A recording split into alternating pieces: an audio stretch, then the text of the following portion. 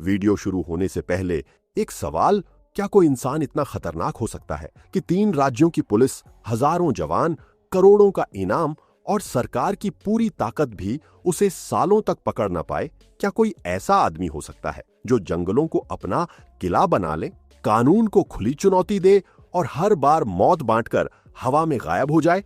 आज हम बात करने जा रहे हैं उस नाम की जिसे सुनते ही कभी पूरे दक्षिण भारत में डर फैल जाता था। एक ऐसा चेहरा जिसकी घनी मूंछें उसकी पहचान बन गई थी। एक ऐसा नाम जो जंगलों का बादशाह कहलाया, वीरप्पन। 18 जनवरी 1952 तमिलनाडु के गोपीनाथम गांव में एक साधारण परिवार में जन्मा कूसे मुनिस्वामी वीरप्पन बचपन से ही जंगलों के बीच बड़ा हुआ। उसके पिता एक गरीब किसान और चरवाहे थे। घर की हालत अच्छी नहीं थी, लेकिन जंगल उसके लिए किसी स्कूल से कम नहीं था। बचपन में ही उसने जानवरों की चाल, जंगल के रास्ते, पेड़ों की पहचान और जंगल में जिंदा रहने की हर कला सीख ली। जहां दूसरे बच्चे खेलते थे, वहां वीरप्पन जंगलों में घंटों गायब रहता था।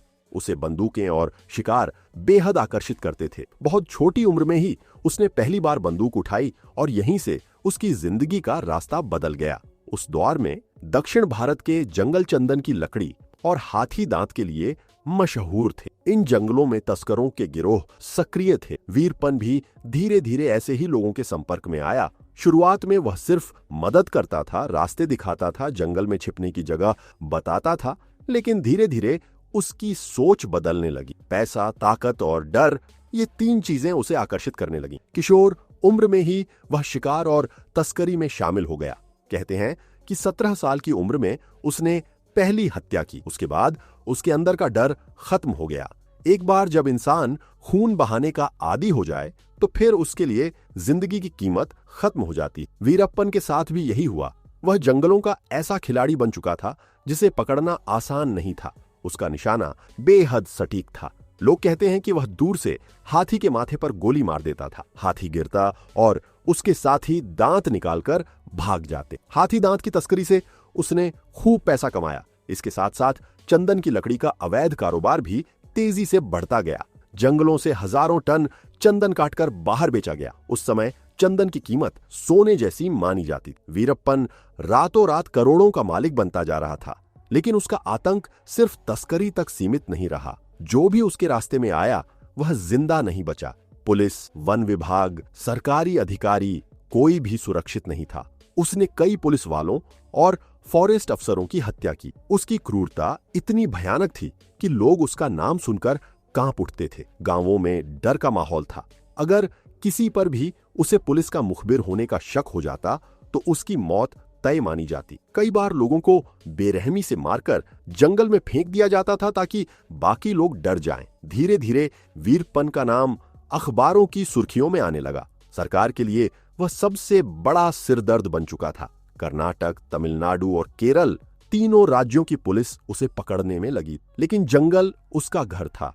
उसे हर रास्ता याद था। वह एक राज्य से दूसरे राज्य में ऐसे गायब हो जाता जैसे हवा में उड़ गया हो। पुलिस जंगल में घुसती और खाली हाथ लौट आती। कई बार पुलिस को गलत सूचना देकर वीरप्पन दूसरी दिशा में निकल जाता। उसके पास गांव वालों का मजबूत नेटवर्क था। जंगलों में रहने वाले कई लोग उसे भगवान जैसा मानते थे, क्योंकि वह कभी कभी गरीबों की मदद भी करता था। इसी वजह से उसे जानकारी पहले ही मिल जाती थी कि पुलिस कहां आने वाली। वीरप्पन का आतंक 1980 और 1990 के दशक में चरम पर पहुंच गया।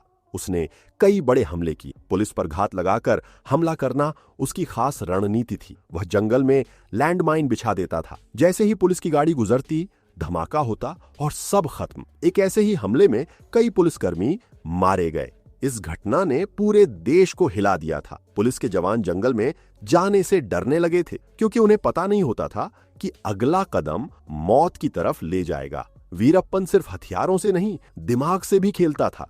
वे हर समय अपनी लोकेशन बदलता रहता था। कभी गुफाओं में छिपता, कभी पहाड़ियों में, तो कभी गांव वालों के बीच। उसकी टोली में कई हथियारबंद लोग थे जो उसके लिए जान देने को तैयार रहते थे। उसके गिरोह के लोग जंगल में महीनों तक रह सकते थे। वे रात में चलते और दिन में छिप जाते। यही वजह थी कि पुलिस के लिए उन्हें पकड़ना लगभग नामुमकिन हो गया था।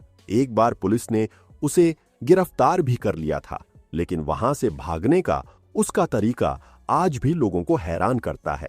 कहा जाता है कि उसने सिर दर्द का बहाना बनाया और तेल मांगा, फिर उस तेल को अपने हाथों और हथकड़ी पर लगाया, धीरे धीरे हाथ निकाल लिए और वहां से फरार हो गया। इस घटना के बाद उसकी चालाकी की चर्चा हर तरफ होने लगी। उसकी निजी जिंदगी भी विवादों से भरी थी। उसने मुथुलक्ष्मी नाम की महिला से शादी की, लेकिन उसकी जिंदगी में सामान्य इंसान जैसी शांति कभी नहीं आई। वह हमेशा बंदूक और डर के साए में जीता रहा। उसके अपने परिवार के लोग भी सुरक्षित नहीं थे। कई बार पुलिस उसके करीब पहुंची, लेकिन हर बार वह बच निकला। कहा जाता है कि पकड़ से बचने के लिए वह अपने ही लोगों पर शक करने लगा था। उसका स्वभाव बेहद हिंसक हो चुका था। साल 2000 में वीरप्पन ने ऐसा कदम उठाया जिसने पूरे देश को चौंका दिया। उसने दक्षिण भारत के सुपरस्टार राजकुमार का अपहरण कर लिया। यह घटना किसी फिल्मी सीन जैसी थी। राजकुमार अपने फार्म हाउस में थे जब वीरप्पन अपने लोगों के साथ वहां पहुंचा और उन्हें जंगल में ले गया। पूरे दक्षिण भारत में हड़कंप मच गया। लाखों लोग सड़कों पर उतर आए। सरकार पर दबाव बढ़ गया। वीरप्पन ने कई मांगें रखी। सरकार और पुलिस दोनों मुश्किल में थे। एक तरफ एक मशहूर अभिनेता की जान थी और दूसरी तरफ देश का सबसे खतरनाक अपराधी। राजकुमार करीब 108 दिनों तक वीरप्पन के कब्जे में रहे। इस दौरान सरकार और मध्यस्थों के बीच लगातार बातचीत चलती रही। आखिरकार राजकुमार को रिहा कर दिया गया, लेकिन इस घटना ने वीरप्पन को अंतर्राष्ट्रीय स्तर तक मशहूर कर दिया। अब वह सिर्फ तस्कर नहीं था, बल्कि देश का सबसे वांटेड अपराधी बन चुका था। सरकार ने उस पर करोड़ों का इनाम घोषित कर दिया। हजारों जवान जंगलों में उतार दिए गए। स्पेशल टास्क फोर्स बनाई गई। लेकिन वीरप्पन अब भी पुलिस से कई कदम आगे था।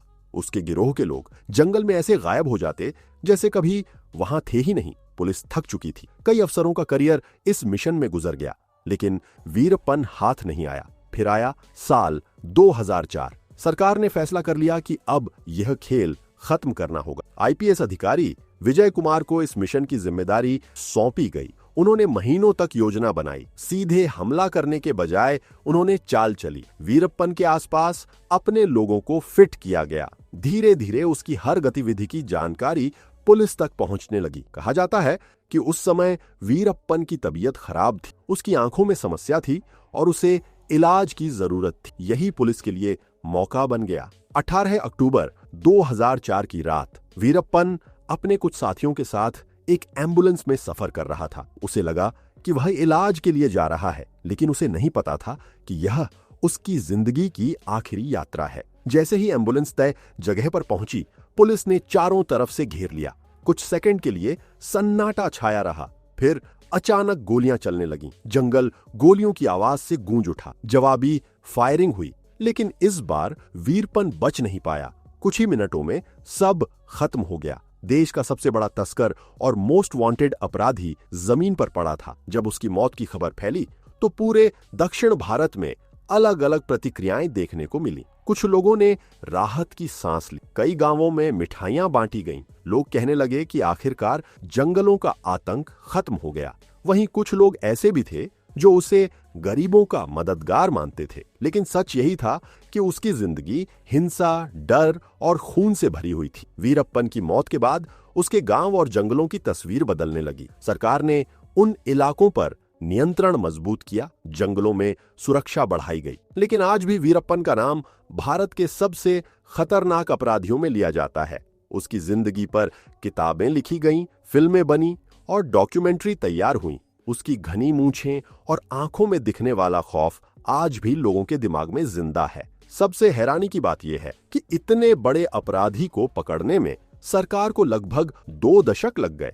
ये सिर्फ एक इंसान की कहानी नहीं, बल्कि उस दौर की तस्वीर है जब जंगल कानून से ज्यादा ताकतवर बन गए थे। वीरप्पन ने अपने आतंक से यह साबित कर दिया था कि अगर किसी इंसान को इलाके की पूरी जानकारी हो और लोगों का समर्थन मिल जाए तो उसे पकड़ना कितना मुश्किल हो सकता है। लेकिन आखिर में हर अपराध का अंत होता है। चाहे कोई कितना भी ताकतवर क्यों ना बन जाए, कानून से हमेशा नहीं बच सकता। वीरप्पन ने जंगलों को अपनी ताकत समझा, लेकिन वही जंगल उसकी आखिरी मंजिल बन गए। उसने डर के दम पर साम्राज्य खड़ा किया, लेकिन मौत के बाद उसका नाम सिर्फ खौफ की निशानी बनकर रह गया। आज भी जब दक्षिण भारत के उन घने जंगलों का जिक्र होता है तो लोग वीरप्पन को याद करते हैं। उसकी चालाकी, उसकी क्रूरता और पुलिस के साथ उसका लंबा संघर्ष भारतीय अपराध इतिहास का सबसे चर्चित अध्याय बन चुका है। उसकी जिंदगी हमें यह भी सिखाती है कि गलत रास्ता शुरुआत में आसान और ताकतवर लग सकता है, उसका अंत हमेशा अंधेरे में होता है। वीडियो खत्म करने से पहले एक सवाल, अगर वीरप्पन अपनी बुद्धि और जंगलों की जानकारी का इस्तेमाल सही रास्ते पर करता तो क्या वह एक महान ट्रैकर, शिकारी विशेषज्ञ या जंगलों का रक्षक बन सकता था? अपनी राय कमेंट में जरूर बताइए। अगर आपको यह वीडियो जानकारी पूर्ण लगा हो तो वीडियो को लाइक करें, चैनल को सब्सक्राइब करें और बेल आइकन जरूर दबाएं ताकि ऐसी ही दमदार वीडियो आप तक सबसे पहले पहुंचती रहें। मिलते हैं अगली वीडियो में एक और चौंकाने वाले सच के साथ। जय हिंद।